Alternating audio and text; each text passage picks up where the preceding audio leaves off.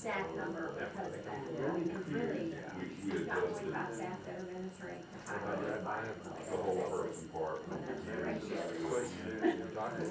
Not where it needs to be. Like I say, it's $50. Well, I mean, honestly, I'm doing HR, but I started doing HR like 3 years ago. And so it's still kind of new to me. I'm development. Now, that quarterback is really over the demand.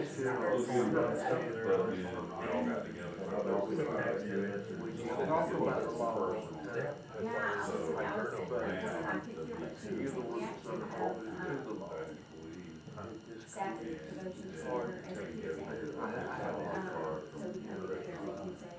1 month. Some people really nice and they I'm sorry. Once it's more of a, you said it comes from her. do a breakfast together. We started doing staff work. Our board members about 3 weeks a year to get together outside for So I think a lot of that person's level within the organization. You got it, sure. Hey, thanks so much. Yeah, appreciate it. Gentleman back pointed out leadership stems from the top. A lot of business studies point to exactly what you said. The culture is going to stem from the number one person. If that top person is very thorough and does for the organization, and that becomes really challenging. I seem to have a really well-run organization. But as you said, that person is really important to you. Whoever that person is going to have to handle that. And it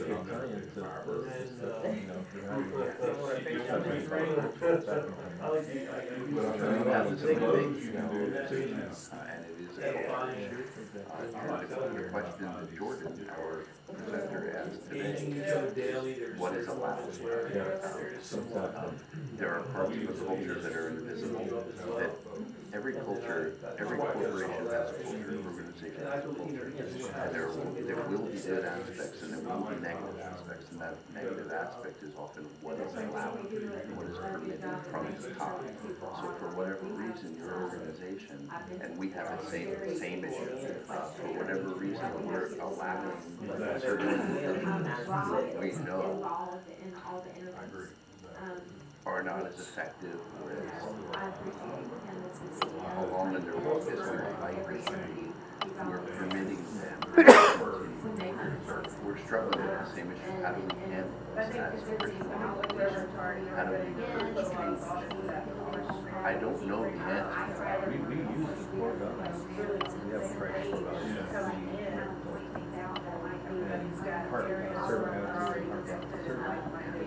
That conversation we had in review, I know it's not according to things that relationships we do praise. We have to praise. Certain parts of you gotta work on this. Right now it's all about it's not lining up with what we do, it's rub people the wrong way. You just said one thing that I said as a personally addressing this same issue is to that person's supervisor is what you're saying reflected in the exactly. And we found that no, I've been in this for 2 years, that our performance reviews were far too loving. Yeah. Not we did not provide give people opportunities by helping help you. Take another few seconds here, maybe a minute, and then we'll kind of jump back in here. With one another, but we're also supposed to sharpen pencils each other. And if we're not pointing out each other's shortcomings, we're having interesting men. And that's part of what a performance review organization has to be, is identifying each other's flaws. And we're moving to having not only performance reviews that vertical, I do performance reviews on my staff, but the peers do performance reviews on each other.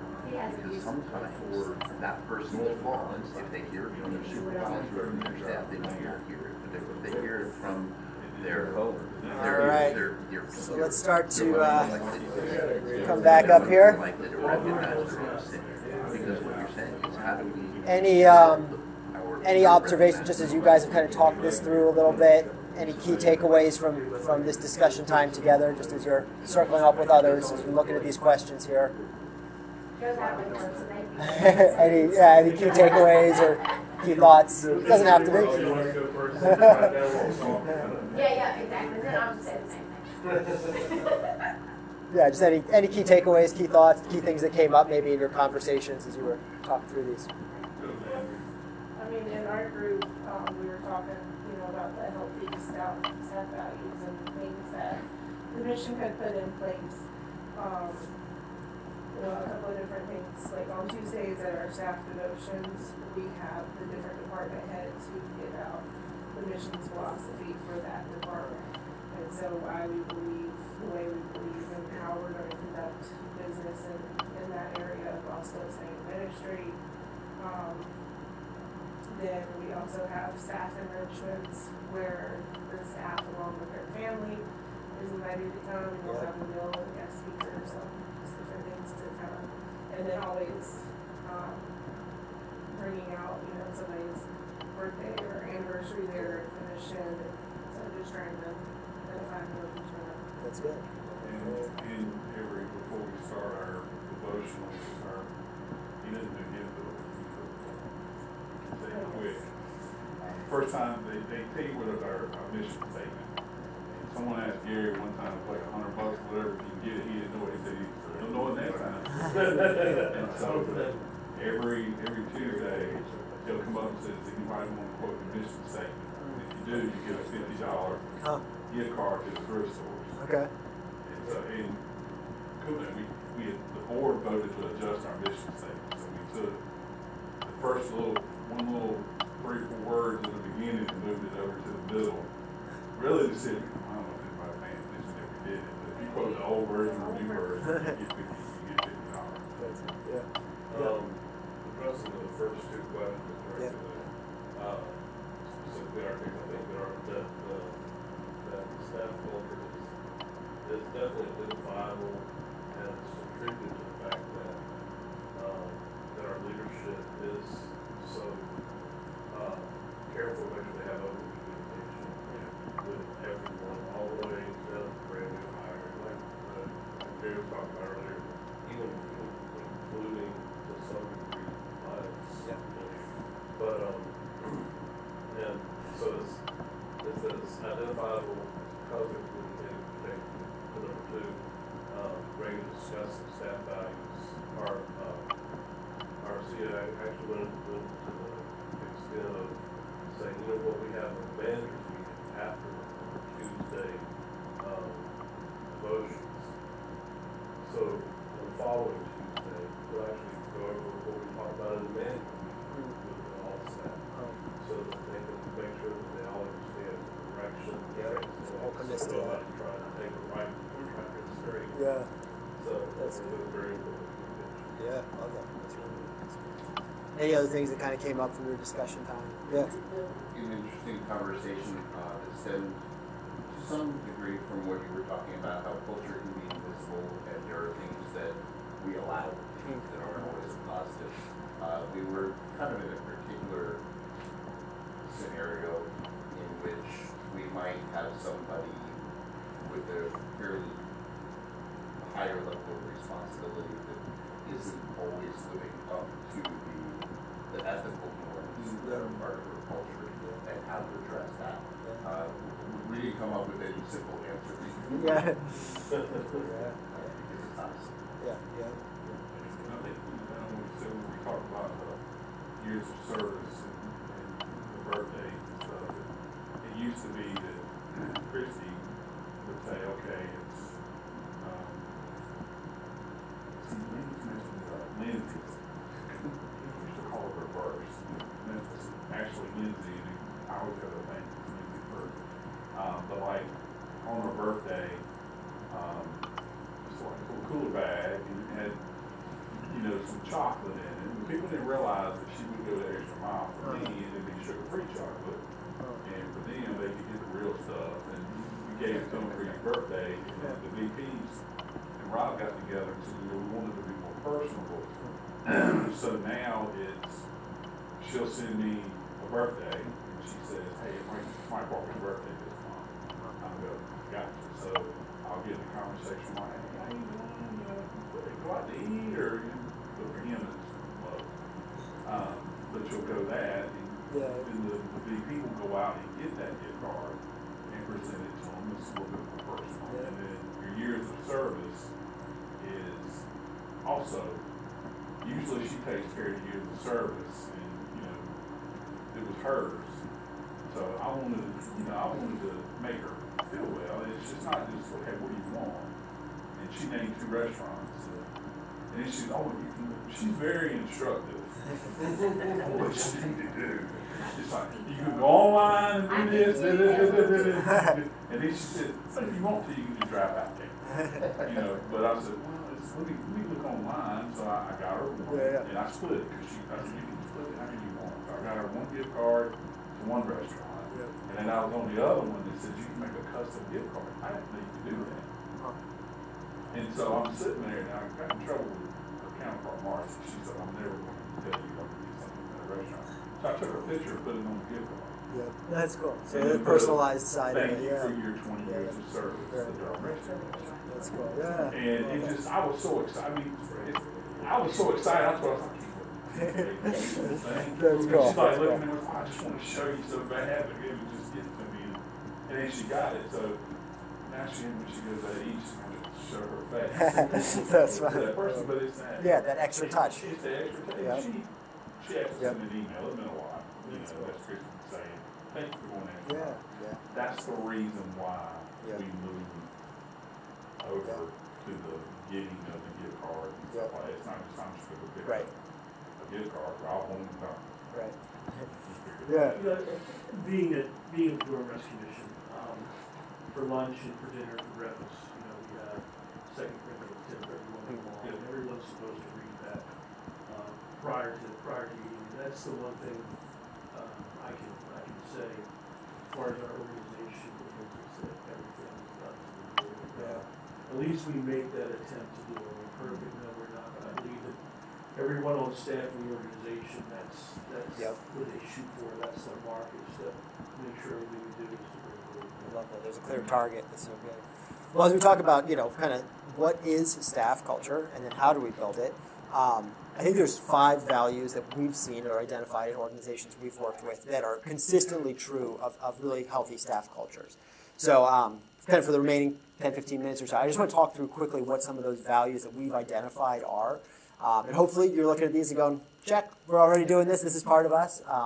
If not, how can we start to implement these? And of course, it's not only 5 values, right? These are ones we consistently see, but there's other values as well. And so maybe it'll kind of get the gears turning for you on other values as well that could be part of your organization. But I think these are kind of foundational core values that we see consistently in healthy staff cultures. So the first value, and a lot of you touched on this even already, is and I think it's probably the most foundational, but is an others first value. And organizations call this different things. It could be humility, mutual submission, honor one another to glorify God, however you want to word it. But the idea is the same, right?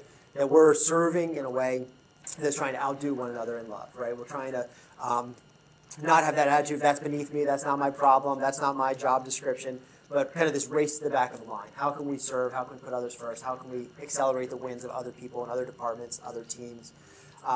This is the essence, obviously, of Christ-like leadership, right? And so that's why this is so important, because Christ modeled it for us. Great example of this, obviously, is Mark chapter 10, right? When James and John, right, kind of raise their hands and say, hey, can we be number one, number two, right? And she's like, you're not getting it, right? This is just not how it works in my kingdom. If you want to be first, you need to be last. If you want to be the greatest, you need to be the servant. And, of course, all throughout Scripture, right, we see this idea coming up, right? John 3, he must increase, but I must decrease. Philippians, do nothing out of selfish ambition or vain conceit, but in humility value others above yourself. And so a lot of times I think this idea gets thought about, I think of like marriage conference, mutual submission and things like that. And it's not just a marriage dynamic, right? It's a relational dynamic. And when you have this built into your staff culture and the relationships you have on your team, it's going to thrive. It's just a kingdom reality, right? And so when we have this kind of value of how do we serve and outdo one another, it's so important. A practical question that I think is super helpful is building into your DNA this language, what can I do to help you?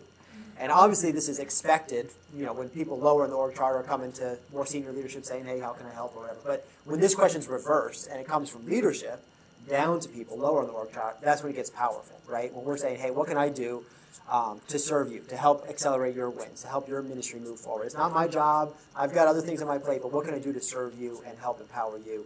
That's where this question gets power. And so the more leadership we have in an organization, the more influence we have and the more opportunity we have to model this, right, and to serve and ask others, what can I do to help you? So that's just a great question, I think, to weave into any staff culture, building that regularly. How are we serving? How are we loving?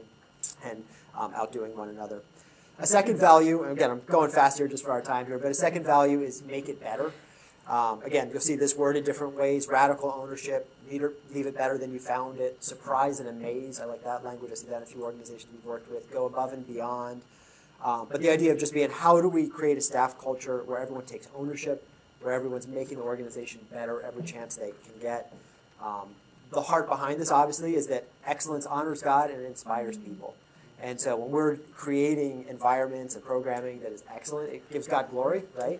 But it also inspires people internally on our team, right? Because they feel their contributions matter. They want to be a part of something exciting. But even externally, right? People learn to trust our ministry, our mission. They realize that we're delivering quality, that we're going above and beyond to serve them. And so when we're making it better, that just inspires our staff team to excel and to perform the best we can. And it builds our reputation in the community and to those we serve as well. Third value here that I think is so important is prioritize health. And a lot of times, when we talk about this, you think of physical health. It's not just physical health, obviously, right? But spiritual, emotional, relational, financial health. How, as an organization, are we investing in that in our team? And I think, sadly, a lot of times, just from my experience and observations, Christian organizations are worse at this because we go, hey, we've got a mission that matters. We're going to go hard after it, and you just got to, do the work. And sometimes we kind of bypass the reality that, hey, people can't do the best work if they're not healthy, right? And I think it's foolish of us to, we know in our own lives, right? If you have an argument before you walk out the door, your car breaks down, that stuff comes with you to work.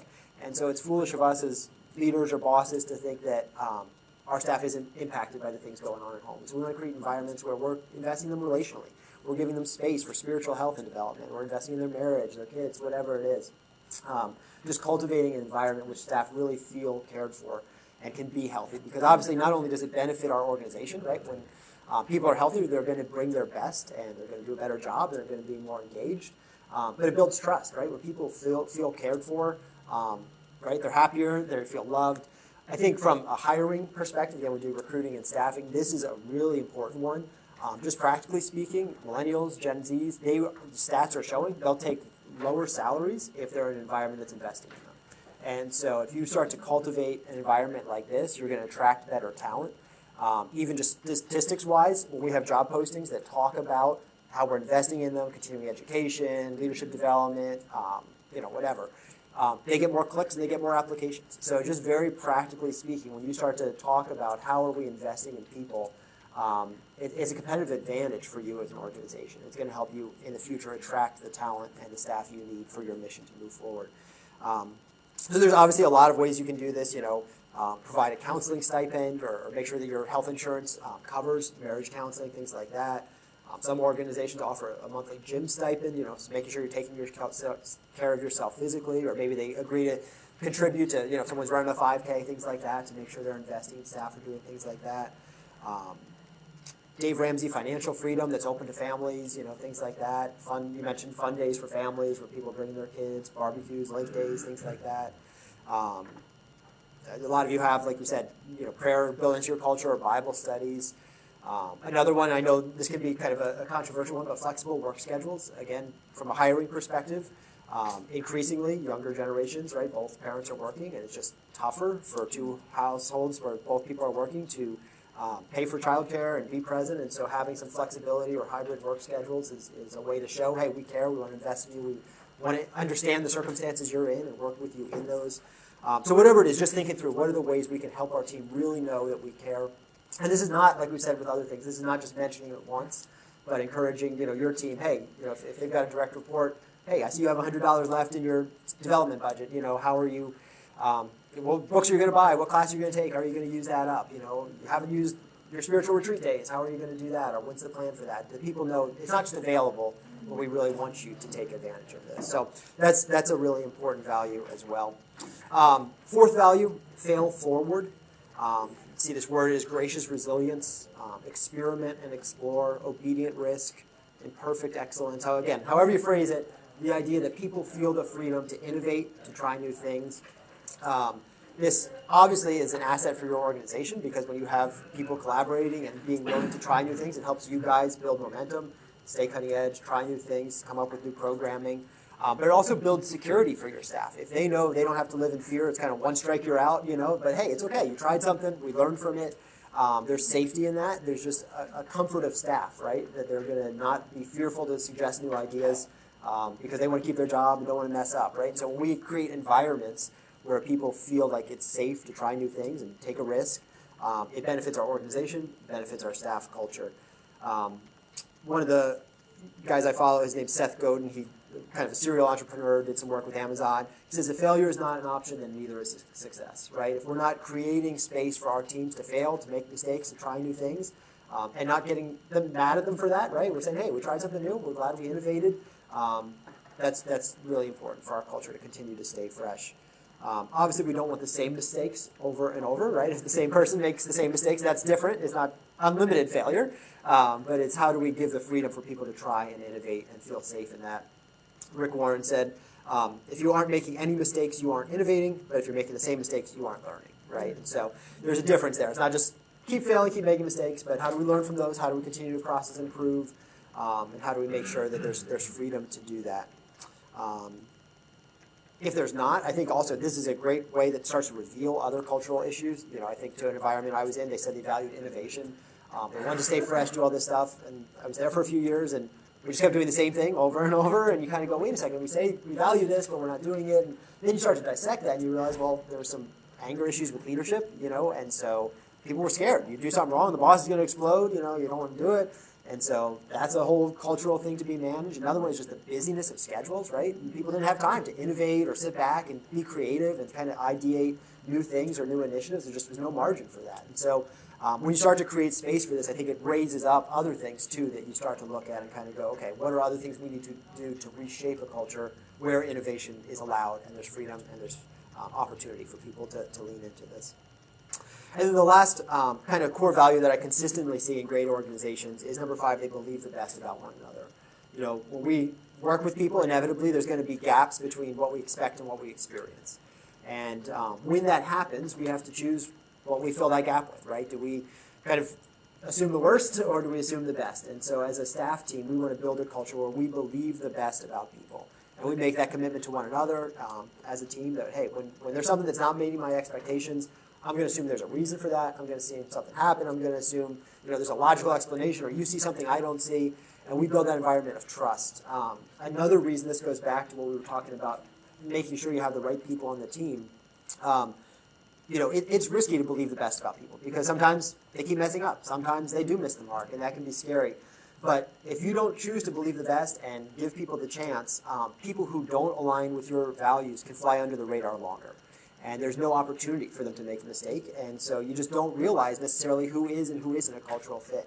And so the quicker we are to believe the best, keep giving people chances to try new things, say, hey, that's okay, we'll give you another chance, the more it helps define, hey, is this just, hey, someone's not understanding, some work improvement in their work performance, or is this a cultural issue? They just don't fit here. There's just a challenge in terms of them aligning with us as an organization. And so obviously you want to be thoughtful about that.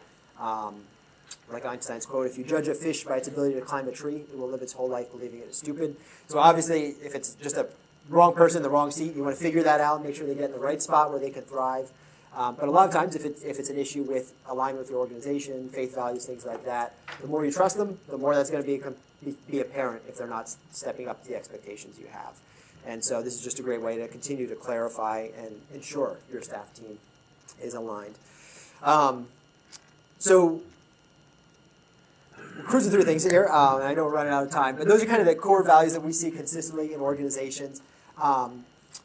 There's an organization I follow, actually this is Andy Stanley's church down in Georgia, North Point, and kind of the way they word this, their commitment to each other is I'm going to choose to believe the best. When others assume the worst about you, I'll come to your defense.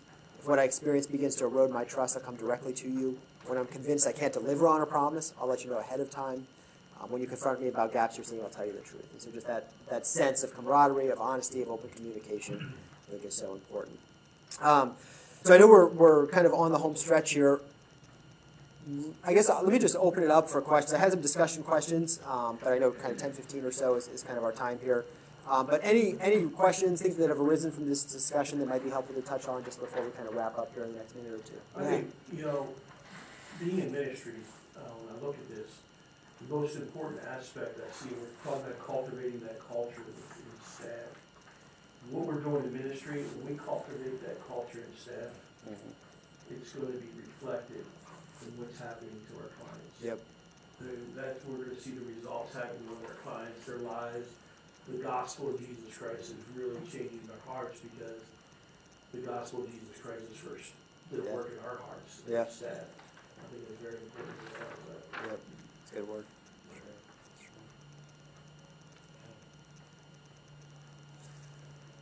Well, yeah, thank you guys for being here. Appreciate you taking the time to join. I'll stick around a little bit afterwards if there's other questions or things we want to talk through. Glad to do that. If there's ways I can add value to your organization, glad to do that and help think things through or add any value I can to your organizations. But yeah, let me just kind of close this out in prayer and then get you guys on to your next workshop. Well, God, thank you for, just this chance to circle up and the chance to talk about staff culture. God, we just ask that you would continue to bless our teams that we're serving on, that we're leading. You would just help us cultivate a staff culture that honors you, that honors one another, that's healthy, that enables your mission to move forward effectively. God, I just pray that areas that maybe need some help or improvement, you'd bring light to and just help us figure out ways to strengthen those. Areas that are doing well, help us just continue to lean into those and help those be light and salt to other organizations, even in our community, that we can reflect how we're doing some things well too. And so we just thank you for each person in this room, for the ministry they have, and ask your favor and blessing on them as we go forward. In Jesus' name, amen.